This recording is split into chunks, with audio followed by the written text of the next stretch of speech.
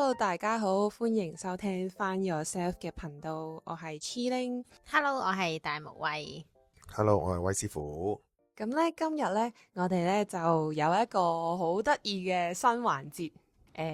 我突然間諗起嘅，因為咧，我想咧，去講下咧關於廣東歌，自己其實好中意聽音樂嘅。有時睇下啲歌詞入面咧，都會見到好多好有趣嘅一啲解釋啊、分析啊，同埋一個字入面都會有好多唔同嘅意思同韻味。咁所以咧，突然間都好想咧，透過一啲歌曲咧，去睇下咧，同我哋而家咧講解一啲身心靈 topic 嘅話題咧，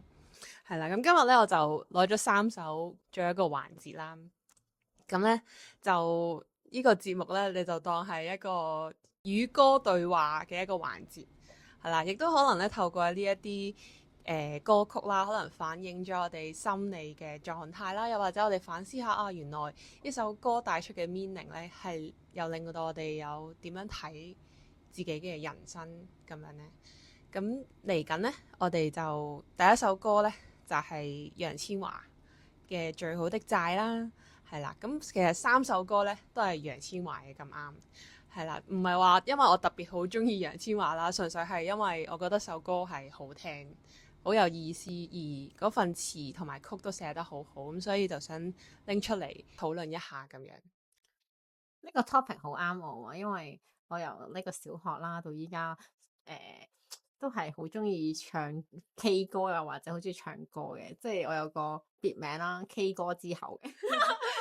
即係咪霸，係啦，即係拎住參加歌唱比賽㗎細個，即係拎住支咪係唔肯放手嗰啲嚟嘅。冇錯，所以如果咁都幾啱我都。咁你參加歌唱比賽有冇攞獎啊？入圍獎算唔算獎？都算啦，其實已經係一個好大嘅肯定啦。咁 OK 啦。係啊，同埋有時候我哋咧，即係中學階段咧，有時唱下啲流行曲咧，入咗圍之後咧，有份肯定就係決賽見，跟住就好開心一齊去表演咁樣，有時都係一個好好嘅回憶咯。同埋我覺得咧，即係講以前唱歌啦，尤其是可能我自己好關注於愛情對我哋身心靈或者對各位客人嘅即係一啲嘅課題。即係我自己可能我會覺得無論咩嘅情歌啊，都係好似我哋一個表達一個情緒嘅途徑，或者一個宣泄啦又好，即係都比較係好似好想好令到，即係如果聽到某啲歌都好令到自己揾到 way out 或者身同感受嘅感覺咯。咩就嗰啲悲慘情歌？以前咧我都有一段時候咧，即係陪朋友去唱 K 啦，咁佢一定揀10首8首悲慘情歌。失戀咧我就陪佢一齊唱，然後佢望住個 mon 就已經自動流淚。不過始終係一個 trend 嚟嘅，即係我覺得即係普遍可能情歌啊 K 歌咁都係啱，好啱，即係好切合好大家生活上都容易遇到嘅一啲問題。即係當越多呢啲可能失戀嘅情歌，咁就會越多人去關注或者留意，即係都合理嘅，我覺得。同埋以前嗰代咧，即係我哋嗰代90後、90後我哋係啦。咁其實係真係比較多 K 歌係關於失戀嘅，係啊，差唔多90%嘅寶庫或者入親去 K 房都係唱啲好悲慘嘅情歌。你講得係好啱。細個都好中意沉淪於聽失戀之歌，即係你失戀嗰期就哇狂碌，覺得哇簡直好似講中我嘅心聲一樣，咁你就會覺得好似有種好療愈嘅感覺，即係大家都同我一齊經歷緊，我都用一啲歌詞去勉勵其他人先。冇錯，特別咧係最近咧，其實唔知你最近有冇留意翻廣東歌啊？我依家就比較忙，就少聽咗啲歌，但係本身即係都真係中意聽歌嘅，係啊。反而我覺得而家咧嘅新一代嘅廣東歌咧，已經唔同以前嗰啲悲慘情歌啦。係啊，因為佢咧好多都係關於一啲個人嘅體會啦，叫大家做翻自己啦。係啦，有啲歌曲係好強調點樣去，即係唔好跟大眾嘅規則啊，或者可能大眾嘅標準，即係譬如欣宜嗰首《女神》啦，就正就係想同大家講要欣賞自己嘅美麗，見得到自己嘅存在，即係唔好俾大眾成日話你個身形唔好啊，你個樣唔靚啊，你高矮肥瘦啊，而即係俾佢哋去批評而令到自己嘅價值不斷降低咯。咁、嗯所以其實係我覺得對於現今嘅一啲價值觀咧係一個幾好嘅反思咯。係啦，咁同埋都仲有好多好優秀嘅歌手啦，有唱作人嗰啲咧，佢哋都寫咗好多好嘅曲詞編咧。咁我哋嚟緊咧呢個節目咧都會一一去，即係大家去講解一下或者分析下我哋自己嘅心得。係啦，咁呢個節目咧就純粹真係個人嘅分享，不設客觀嘅分享嘅。係啦，係啦，所以大家唔需要有乜嘢批評啊或者咩，因為始終係自己嘅投射啦。即係有時我哋點解會講開呢個 topic 咧，就係音樂咧其實都係一個幾好嘅一個投射。我哋心理學咧榮格咧成日講我哋有個投射影像，或者可能好容易喺對方嘅一啲特性啊性格入面咧，會見到自己都同樣有類似嘅一啲特性嘅喎。咁包括可能我哋一啲歌曲啦、一啲電影啦，點解或者一啲劇集我哋覺得好睇咧？其實往往係因為我哋心入面有呢一份嘅共鳴，有呢一份情緒存在咗喺我哋心靈裏面啦，喺我哋潛意識裏面啦。咁所以當我哋睇翻嘅時候，或者聽翻呢首歌嘅時候，其實啲共鳴感咧就會連埋我哋嘅記憶嘅片段咧一齊出現翻喺我哋嘅腦海面前。係啦，咁亦都咧可能透過而家呢3首歌入面咧，我哋會有一啲有趣嘅反思啦，或者覺察到原來一啲諗法係存在嘅。係啦，咁我哋咧嚟緊聽咧就係第一首歌就係最好的債啦。咁咧我哋就睇住咧呢份歌詞啦，去理解呢首歌。咁因為我哋有時講話業債啊，業力到底係啲乜嘢嚟嘅咧？咁呢首歌就係個 topic 就已經係最好的債，點解係最好咧？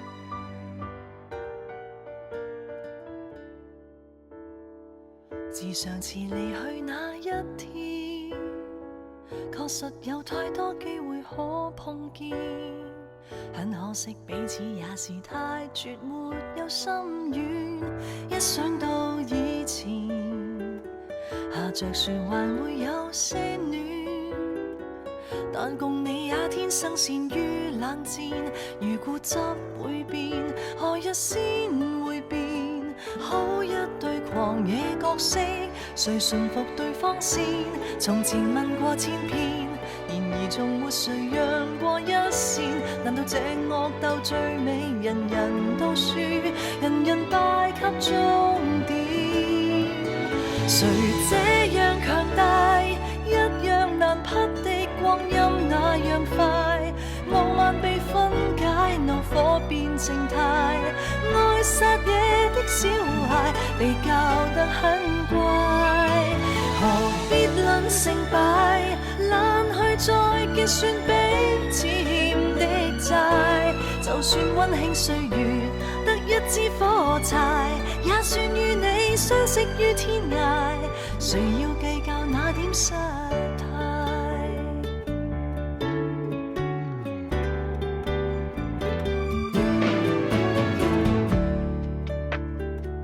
但大了仍有這好處，就是你再不執着小錯處，如有空介意，其實只介意怎麼我們會到此，曾陪伴似天使，曾懷着過好意，誰來原諒誰別太關注，其實愛侶與自由無贏跟輸，能明白最後仍不算是遲，誰這樣強大，一樣難匹的光陰那樣快，傲慢被分解，怒火變靜態，愛撒野的小孩被教得很乖，何必論成敗，懶去再結算彼此欠的債，就算溫馨歲月得一支火柴，也算與你一起越過世界。我恨你恨到比宇宙更大，被年月壓縮到最少只需一塊，隨風散落鬧市中鋪滿在路過的街，我決定不帶。誰這樣強大，都突然熄滅走得那樣快，學習着珍惜命中每段債，最好勝的小孩也被我擁入懷，誰好或誰壞，10000年以後已不需要分解，我只盼今生可釋懷，記掛與你分享的天涯，和你結過那些黨派，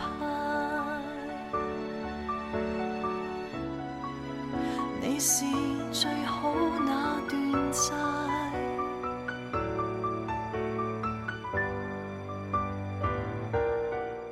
由 Y 文作詞，雷頌德作曲，編曲監製咧都係雷頌德嘅一首《最好的債》。咁阿威，好似你係平時好少聽歌嘅喎。冇錯冇錯，但我好期待今日呢個節目，因為阿 Chilling 係諗咗一個好另類嘅方法，將我哋喺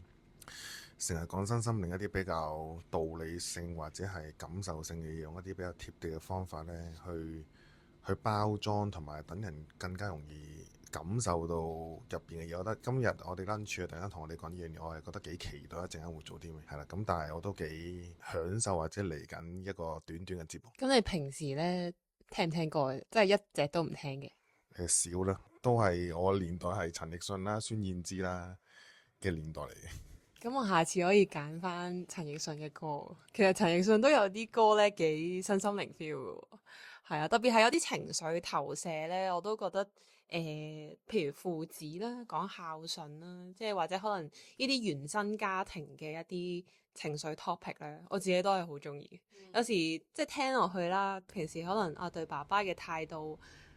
透過呢首歌之後，會唔會可以改善得自己對佢嘅態度好啲呢？咁樣即係會令到你有一種唔單止心靈雞湯，係真係有種改變喺你個生活入面咯。會係嘅，同埋有時聽歌佢用5分鐘到6分鐘嘅好短嘅歌，其實入邊啲歌詞可以好精要咁講出某啲位置呢。其實你會係突然間可能有啲嘢睇法或者感受有少少會唔同，我覺得幾好其實。冇錯，同埋歌詞仲有一樣嘢就最好表達就係、當我好想同某一個人去講一啲心聲嘅時候，但係又唔使直接用自己嘅文字嚟表達，即係可以避免咗嗰種尷尬先係最開心嘅。咁頭先咧聽完呢個最好的債啦，咁有冇邊幾句歌詞咧，你係覺得寫得好中啊，好中你嘅心聲啊？我覺得有2句我係覺得非常之好合適呢個社會，或者尤其是近呢幾年香港嗰個社會環境啦變遷啦。我恨你恨到比宇宙更大，被年月壓縮到最少，只碎一塊。我覺得呢2句係非常之合適，當一個人係處於極度憤怒或者唔開心嘅時候呢，經過歲月到最尾個感受，既然都會咁嘅時候，當下係咪可以用另一個模式或者另一樣嘢去睇你自己面對緊嘅事、人物同埋感受呢？咁我自己呢，就對於嗰句呢，其實有啲似你頭先講個憤怒嘅，就係爛共你也天生善於冷戰，如固執背變，何日先會變咯？即係因為我覺得呢一樣嘢咧就好啱憤怒嗰個 setting，就係當你真係好嬲同佢鬧交，或者可能即係大家執持一方啦，跟住大家有大家嘅道理啦，而有好多冷戰啊，唔肯讓步嘅時候咧，其實往往呢個關係係兩邊都輸咯。呢個固執，我哋幾時先學識去改變？幾時先放低我哋認為自己嘅角度就係啱嘅呢一份執着呢？咁其實嗰件事或者你個關係先會改變咯。咁所以呢一句呢，係我覺得寫得好好，就係即係有個深嘅體會，就係每當你鬧交嘅時候，你自己拗緊嗰樣嘢，唔係一個最好嘅解決方法咯。最好嘅解決方法係你哋兩個改變你哋固執嘅性格。咁呢一樣嘢先係真正一個關係改變嘅開始。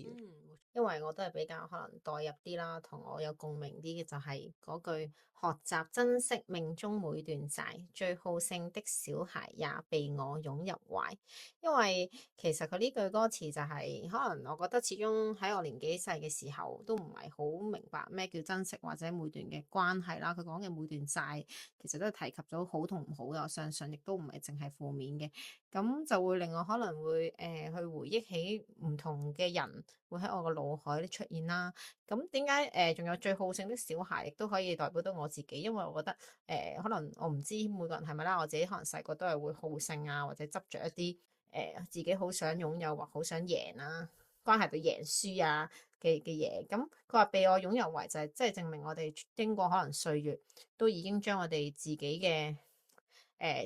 嗰一面就可能已經係被同化咗啦，同佢攬攬咧就已經係嗰個好勝嘅所有都已經減弱晒噶啦。呢個關於好勝嘅小孩咧，我相信咧其實好多人都有呢個好勝內在小孩咧。我哋之前咧亦都有好多唔同學説咧講話啊，原來小孩咧有好多部分嘅，可能有啲係好依賴嘅小孩啦，有啲係可能好缺愛嘅小孩啦，甚至可能係有啲係中意撒嬌啊、好勝，即係好似根據歌詞咁樣。咁而我認為咧，好多人咧都會有一個好勝心喺度嘅。冇錯，係啊，特別喺香港咧呢個競爭嘅社會咧，因為我哋由細到大被教育就係考試啊嘛，考試要拎高分啊，或者考試要贏，即係要得取某啲分數去入一啲大學啊，或者得到自己一啲讀書嘅機會要爭取。咁呢一樣嘢咧，亦都係好正反映到咧。你而家個社會就係一出世啲小朋友就不斷學習點樣去贏一樣嘢，點樣去比賽，點樣去同人哋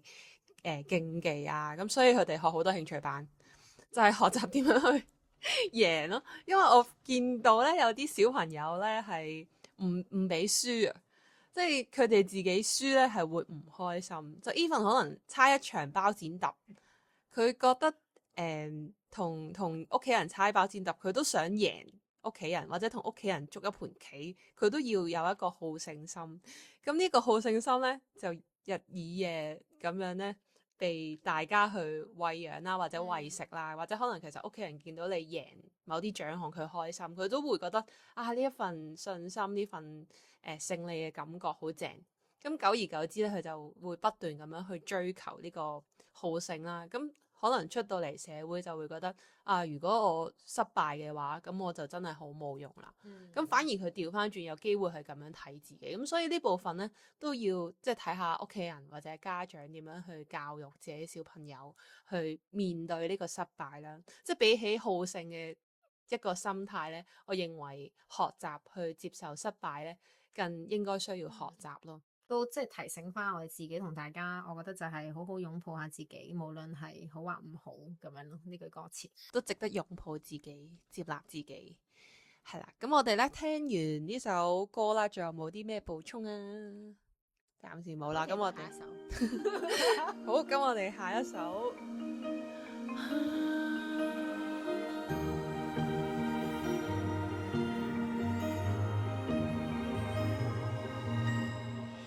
多想身處方天赤地，不需要上進，你我亦能互相認同，跨出星際，消失引力，不需再受控，亦懶得將去向操縱。這世界那麼臃腫，卻那麼匆匆，又沒空隙裝啞扮聾。到那裏會叫血壓永遠失蹤？想跟你神遊太空，雙手再無懼撲空，將恩怨遺忘在大氣裏，和時代鬥輕鬆，只得你浮游眼中，沒路人給我目送，都不必分輕與重，都失了重，怎麼怕跌痛？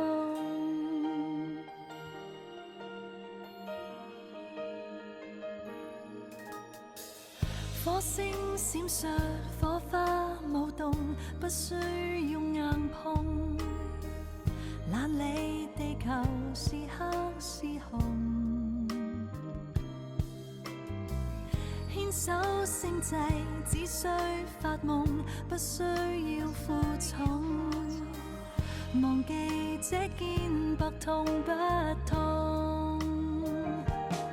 這世界太多東西，有太少空位，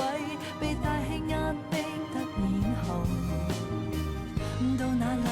欠缺重擔，卻有輕功。想跟你神遊太空，雙手再無懼撲空，將恩怨遺忘在大氣裏，和時代鬥輕鬆，只得你浮游眼中，沒路人給我目送，都不必分輕與重，都失了重，怎麼怕跌痛？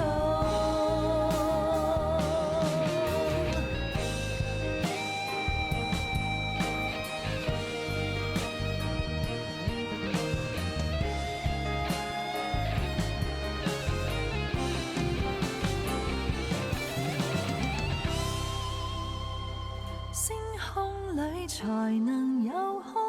相戀到忘掉看中，將小我浮沉在大氣裏，和時代鬥青春。星空裏無常有空，沒路途需要邁進，空虛中只得你我，不管你我怎麼去抱擁。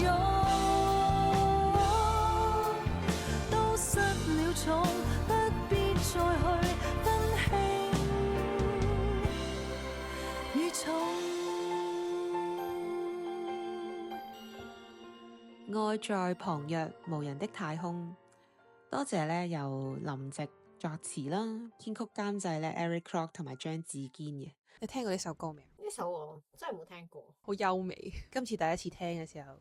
有咩感覺呢首歌俾你？呢首歌我一路聽一路睇啲歌詞，覺得呢首歌應該想講緊去一個冇壓力嘅地方下，或者一個我會如果身心靈啲咁講係比較好 peaceful 啊，好靜止嘅，乜都唔使諗嘅情況去下，去感受呢個世界或者感受愛咯。咁阿威咧，完全係一個我哋叫做入狀態打坐嘅狀態，佢用一個好三維、好現實版嘅好溫柔嘅描述。講緊我哋打坐狀態咯，係有其實好多詞同埋好多 meaning 都係講緊呢樣嘢，由顏色到我哋可能打坐時見到一啲閃嘅畫面啊，各方面都係好貼地嗰件事。我覺得作詞嘅林夕，我係嚴重懷疑佢本身係一個身心靈嘅人嚟嘅，我覺得係。應該好識打坐添，可能。所以點解我揀呢一首歌俾大家？因為其實呢首歌咧，我有段時候好中意，每次聽完咧都覺得好似鬆咗啊個人，同埋咧佢寫啲詞咧係寫得好好，即係譬如啦，我最中意咧就係這世界那麼臃腫，卻那麼匆匆。即係我哋咧就係平時每日就係忙食飯、瞓覺、返工，跟住就忙生活各樣大小事情、情緒壓力啊。好多想法啊，擠擁喺呢一個面對嘅世界入面，即係好多重擔喺身啦，又或者好多責任喺度啦。譬如我哋係忙到唔係好知道呢一刻嘅狀態啊，自己嘅感受係點樣？即係因為我可能譬如平時喺生活入面見到唔少即係 case 嚟到問佢啊，你做啲咩？咁其實可能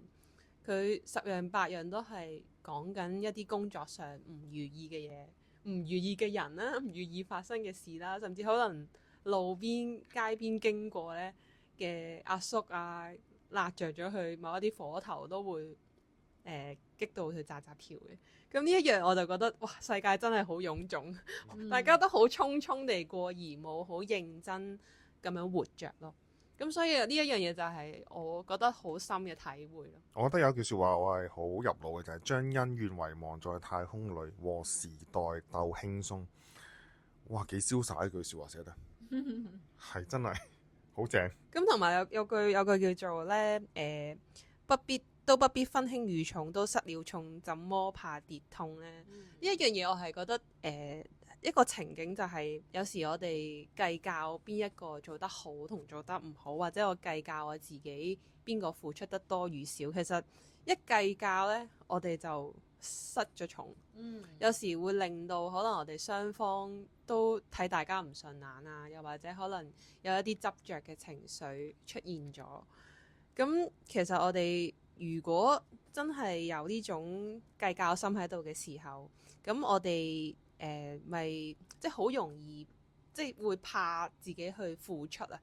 即係首先我哋會計較啦，自己付出夠唔夠多咧，亦都會好小心翼翼咁樣去同你相處嘅時候，我都會諗啊自己付出嘅多與少，我收翻有幾多啊？咁即係會有一個無啦啦放咗一個計較心喺度嘅時候咧，其實大家都會受傷咯。就會點咧？咁其實痛就係一個學習，要醒覺啦，要醒啦，係啦，即係要點樣放開自己心入面嘅計較同執着。就係佢有一句就係將小我浮沉在大氣裏咯，放開啦，放鬆個人去睇咯，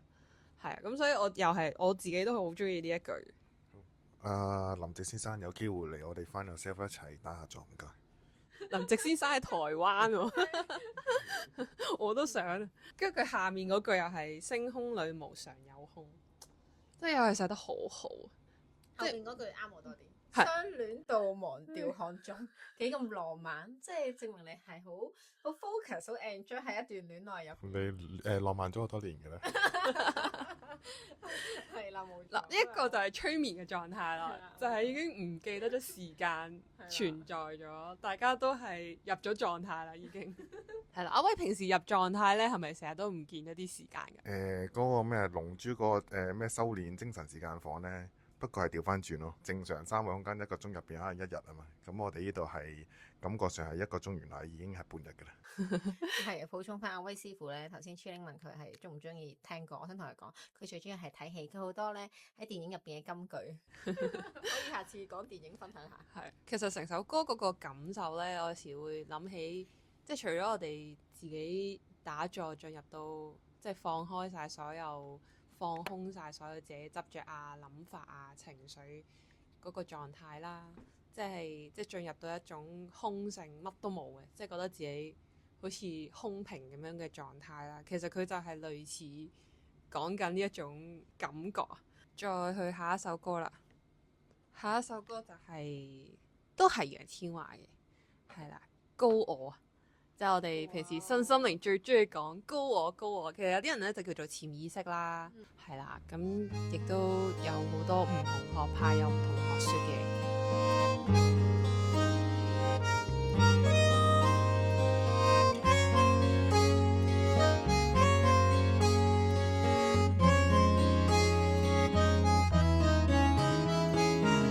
即使今生縱是有極限，即使身份縱是太平凡，我發膚，我臂彎會暗淡，偶爾會想法太簡單。當這一天抹掉我舊患，再次放眼，再學會驚嘆，我自知生有限，需要還，我也有資格更不凡。我原來也會替生灌溉，未只會期盼注視或被愛。我原來奇緣和奇妙一生裝載，像深海。從今天懂得我根本已極富有，從今天懂得我一早完全擁有，從新的相信真愛鮮花長於我傷口。如當天不懂看開死叫或引誘，從今天開始再一日從頭深究。當我發現生命是沒盡頭，寵幸別人也是一一種成就，我也可有力量無我，已是富有。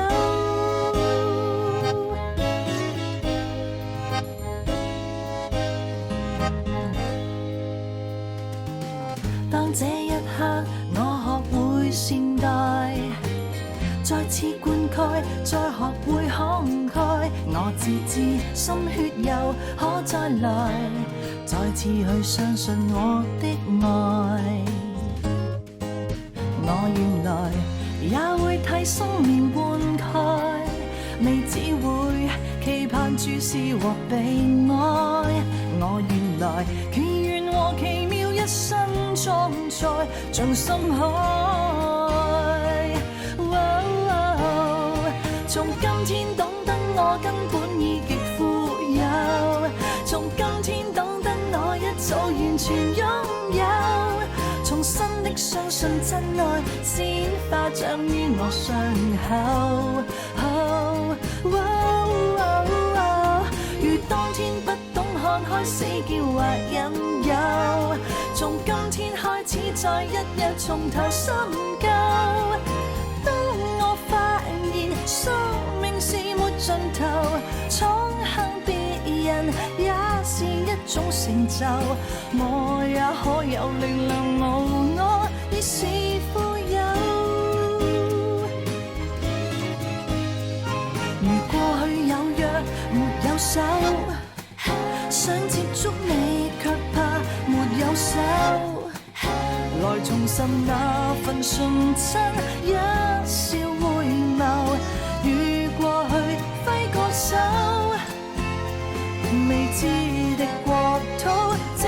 管放心走，從今天懂得我根本已極富有，從今天懂得我一早完全擁有，重新的相信真愛鮮花長於我傷口。如當天不懂看開死結或引誘，從今天開始再一日從頭深究。當我發現生命是沒盡頭，寵幸別人也是一種成就，我也可有力量無我，已是富有。多謝呢一份成就，呢首歌嘅出現，作詞藍奕邦，作曲雷頌德，編曲監製都係雷頌德嘅楊千嬅呢首《高我》。聽完呢首歌，我第一次聽，我都係咁。呢一首歌嘅整體就係解心結咯，係因為佢係有一句就係如當天不懂看開死結或引誘，咁就係我哋平時可能有時候心入面有好多心結或者好多情緒困擾啦，冇處理好佢啦，打咗好多個結喺個心入面，咁令到自己好辛苦啊，好吃力嘅時候呢，來重拾那份純真，一笑回眸，與過去揮個手。對於過去某一件事情或者某一個記憶片段好深刻，而有種情緒或者心結喺嗰個畫面度揮之不去，咁我哋就會不自覺係咁回想起嗰個畫面，可能係一件傷害性嘅說話啦。望翻呢個過去嘅時候，其實都係過咗去，咁可能就係需要我哋揮個手同佢 say goodbye， 又或者放低呢個心結咯。揀呢首歌嘅時候就高我啱啦，我哋成日身心靈人成日話要高我嘛，咁我咪揀高我俾大家聽下。你覺得關唔關事啊？其實講到高我，佢唔會係好似我哋三維啦，即係地球我哋嘅小我咁樣諗嘢係不一樣嘅，亦都係比較可能神聖啲啦、全面啲、偉大啲。咁嗰個歌詞就係我原來也會替生命灌溉。點解係生命呢？生命係因為包含宇宙萬物啦，可能係所有嘢，即係我哋係賦予多啲愛啊，或者可以能夠為呢個世界宇宙可能可以做更多嘅嘢，而係未只會期盼注視和被愛。咁呢個咧就係好多時我哋嘅小我嘅心，即係嘅心情就係即係成日都希望有人讚啦，有人可以留意到我成功啦，同埋可以得到別人嘅愛咯。咁我覺得即係喺呢兩句歌詞入邊，我就會係體會到呢一個感覺多啲嘅。我反而三首入邊最中意呢首，哦因為佢係寫高我。其實你睇翻佢由頭到尾嘅段落呢，好明顯一個人喺個心靈嘅狀態呢，有一個好基本、一個好平凡、一個好簡單生活嘅人，到慢慢去到最尾嗰個段落嘅歌詞，好明顯佢個成個心態同埋嗰個想法或者感受呢，係一個好大嘅改變。第一句同埋最尾一句，最尾一句係我也可擁有力量無我，已是富有。同佢第一句，即使今生總是有極限，你再攆佢每一個段落呢，佢係分析緊佢自己喺個過程入邊點樣從自己去慢慢認識我哋所謂嘅高我。喺呢個過程入邊，你必須要係去放開、去放鬆、去擁有，將自己擁有嘅嘢去分享俾別人。係成個過程係 exactly 用歌同埋用詞去表現咗成個心路歷程。我覺得呢首歌所以係非常之合適一啲學習身心靈、學習打坐、學習面對人生入邊嘅人。好簡單、好冇高潮，但係其實係好平實、好穩重嘅嗰啲歌詞。所以我反而覺得呢首歌係我係最中意，因為同我一樣係冇高潮嘅。但係呢首歌係有啱啊！阿威師傅真係成日都留意啲細節啊，呢個真係佢強項，就係呢首歌好有呢個前後呼應嘅地方。係咪阿師傅分享高我，大家聽到晒啦，係咪？我覺得可能呢一個都係阿威嘅一個經歷，即係一個心路歷程，係如何平穩自己，一步一步去進步咁樣咯。總括我都係覺得佢都要提醒我哋，其實本身都係本自具足啦，好豐盛嘅一個我哋嚟嘅。頭先有一句呢，呢首歌就係重新的相信真愛咯，鮮花長於我傷口，因為一啲事情而對愛失咗信心，